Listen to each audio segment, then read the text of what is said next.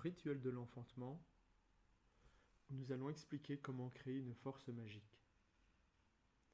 Commençons par parler de la mère et de ses trois visages.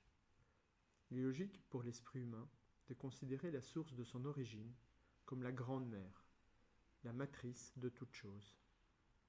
À l'image de la vie animale qui se développe et prend forme dans le ventre de la femme mère, l'homme a considéré, par analogie, que la vie est apparue et s'est développée par l'activité d'un principe immanent appelé la mère.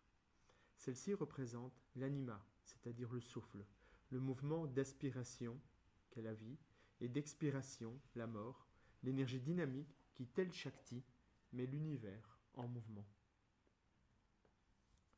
La mère possède de multiples visages. À l'image d'Hécate, qui a trois faces, nous pouvons distinguer trois aspects clés de la mère. Une forme créatrice, une forme protectrice et une forme destructrice. La mère est présente dans les trois phases de la vie. La vie émane de la mère la supporte et la nourrit, et enfin, elle la résorbe en elle. L'être humain perçoit cette trinité matriarcale dans la triple manifestation de l'activité de l'énergie. La force permet de bâtir, d'entretenir et de détruire. Et dans les trois moments du cycle de la nature que sont la naissance, la vie et la mort. Une autre illustration de ces trois formes de la mère est la Trimurti féminine hindoue, composée de Sarasvati, de Lakshmi et de Parvati. Sarasvati, l'épouse de Brahma, qui est le principe créateur, est la force de la connaissance et de l'art. Lakshmi, l'épouse de Vishnu, qui est le principe préservateur, est l'énergie de la prospérité, de l'abondance et de la diversité. Enfin, Parvati, l'épouse de Shiva, le principe destructeur ou transformateur, est l'énergie de la puissance, de la manifestation ou de l'action. Ce lien intrinsèque entre les divinités masculines et leur paraître, leur Shakti, enseigne que toute création nécessite la connaissance et le savoir-faire, que toute préservation passe par l'abondance et la diversification, et que toute transformation est mue par la manifestation ou l'énergie dynamisée.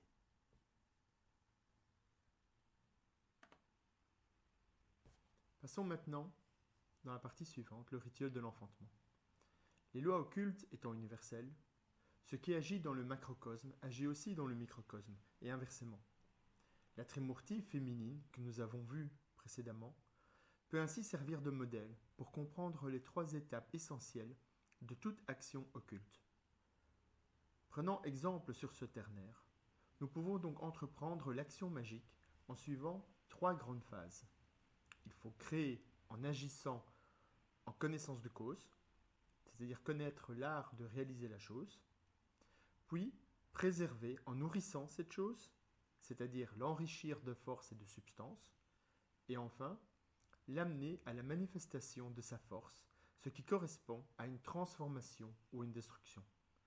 Ainsi, tout rituel comprend tout d'abord le savoir et le savoir-faire, puis le développement ou la multiplication de la substance, pour terminer par la manifestation ou l'apparition dynamique de la construction. Cette division en trois étapes peut être illustrée par l'enfantement que je considère ici comme englobant tout le processus de la création à la libération de l'enfant du ventre maternel. Ainsi, le mage peut enfanter une création magique à l'image de la mère, en suivant l'analogie de la conception d'un embryon, la partie création, de son développement en le nourrissant d'énergie, c'est-à-dire sa protection, sa préservation, et de sa naissance ou sa manifestation, c'est-à-dire sa transformation.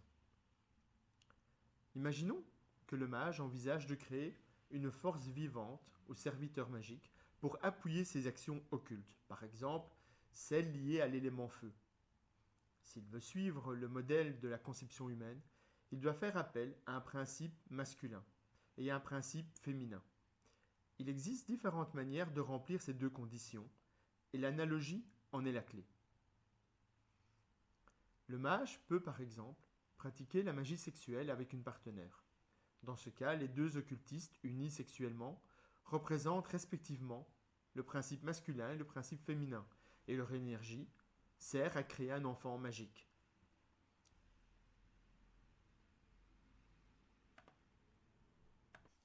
Un autre exemple de conception d'un tel être magique est d'appliquer le procédé de formation d'un homunculus ou petit homme décrit par Paracels, comme je l'ai expliqué dans un enregistrement précédent. Dans cet audio, je vous présente un rituel simple et efficace qui permet à tout mage de créer une forme de vie élémentaire en utilisant deux supports matériels pour représenter les principes masculins et féminins.